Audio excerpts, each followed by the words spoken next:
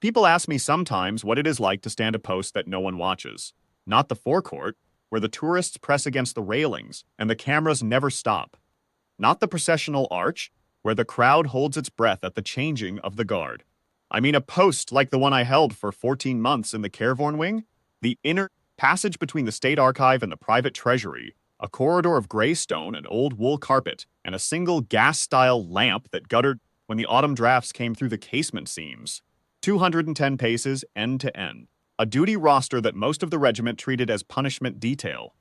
A passage so quiet that on calm nights I could hear the clock on the Aldenmere tower marking each quarter hour 4 floors above.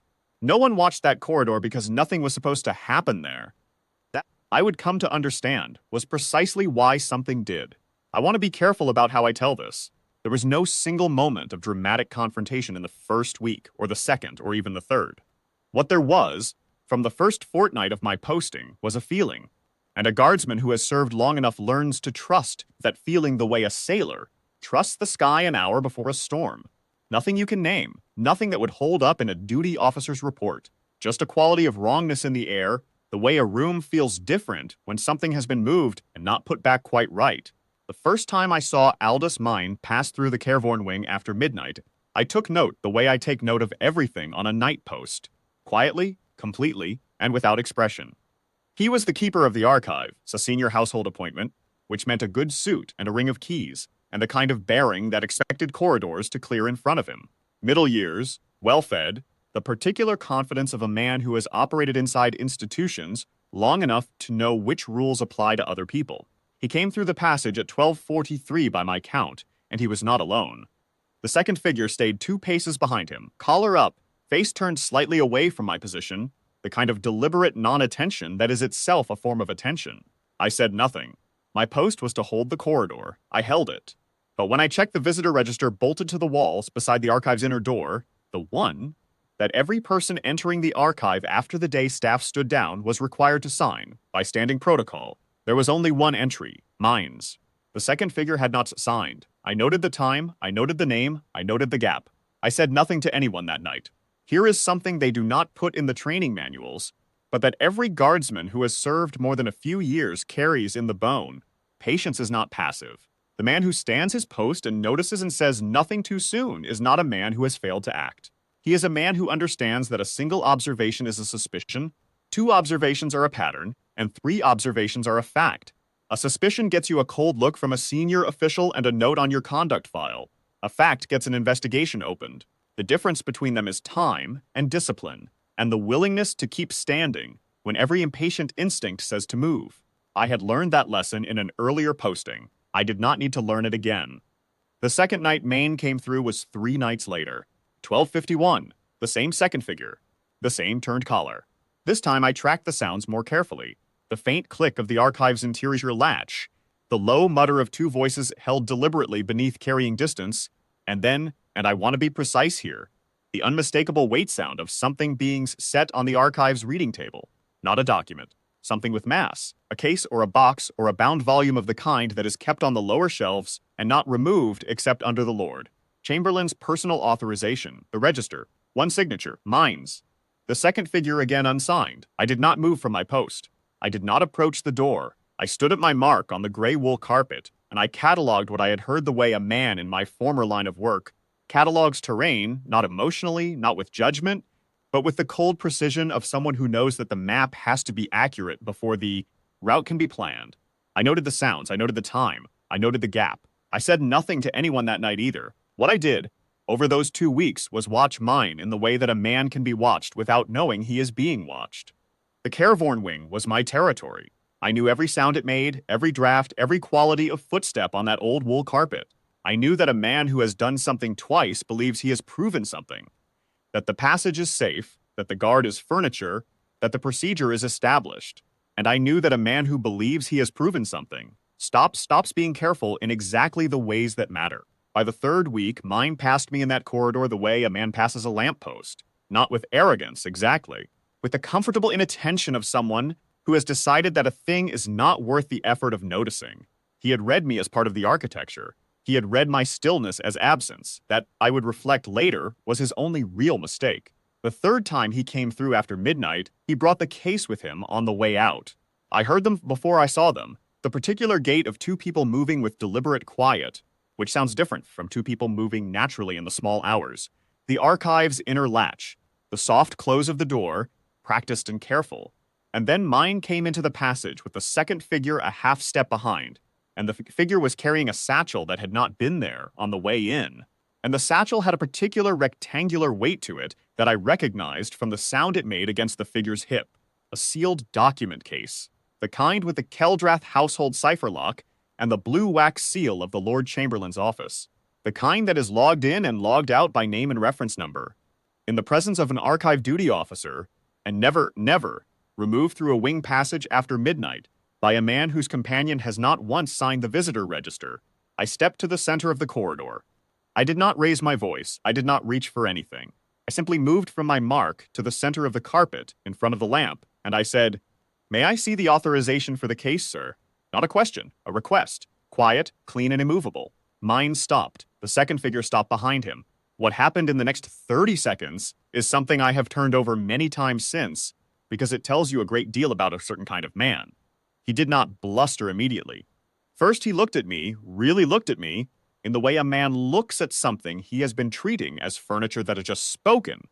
And I saw the calculation behind his eyes. He was working through it, who this was, what the situation was, what the fastest path through it might be. It was the look of a man who is accustomed to finding a fastest path and using it. Then he said very smoothly that the authorization was in his office and that he would have it sent to the duty register in the morning. I said, "I'll need to see it before the case leaves the wing, sir." He held my gaze for a moment. Then he said that I was making a serious error of judgment and that he would be speaking to the regimental commander about the conduct of men on this posting, and that he trusted I understood the gravity of making accusations against a senior household officer on the basis of no evidence whatsoever. I let him finish. Then I said, "I haven't made an accusation, sir. I've asked to see an authorization. Standard wing protocol." I paused. "If the authorization is on its way, I'm happy to wait." The corridor was very quiet. The lamp guttered once in a draft from the casement seam. The clock on the Aldenmere Tower marked the half hour. Mine said nothing for several seconds. The second figure had not moved and had not spoken, and had kept his face turned just enough away from the lamp that I still had not gotten a clear look at him. That, in its way, told me as much as the unsigned register had. "Do you know?" Mine said, finally, with a kind of practiced patience that was meant to sound like tolerance, but was actually something colder. "How many years I have served in this household?" "No, sir," I said. "But I know the authorization requirement has been standing protocol for rather longer than either of us." He did not have an answer for that. What he had instead was one more attempt, a quieter one, the kind that is meant to sound like reason. He said there was context I was not aware of. He said the matter was sensitive.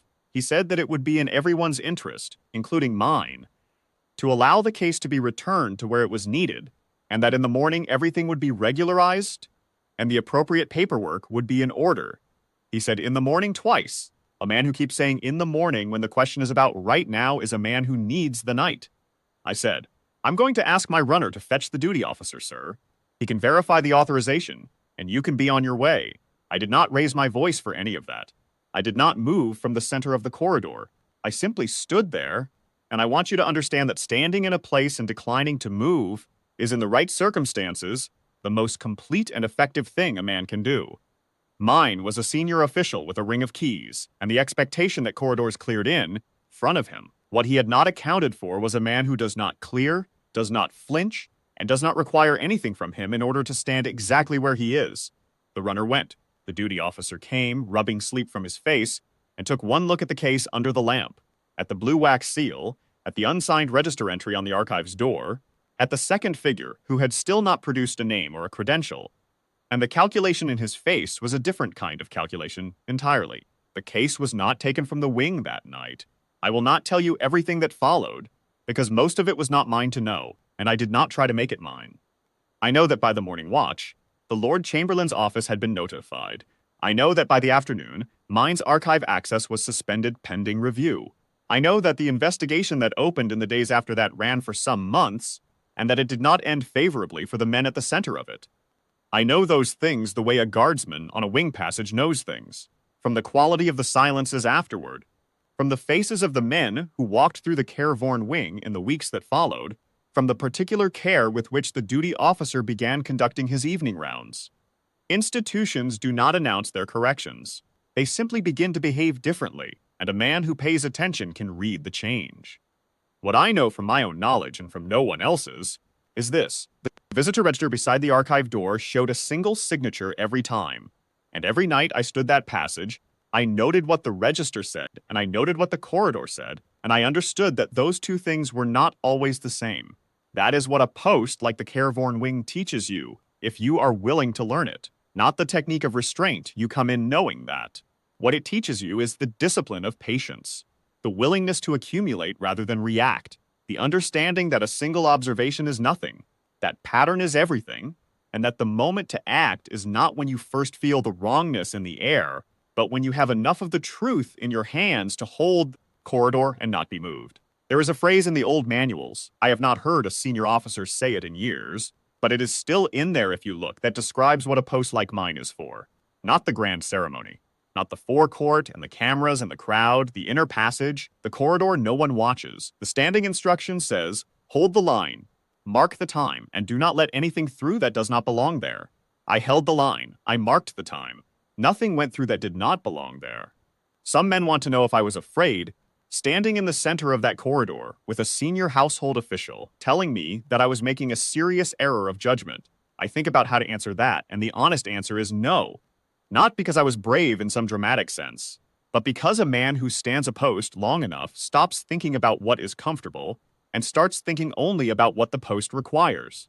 The post required me to be there, so I was there. The lamp guttered. The clock marked the half hour. I did not move.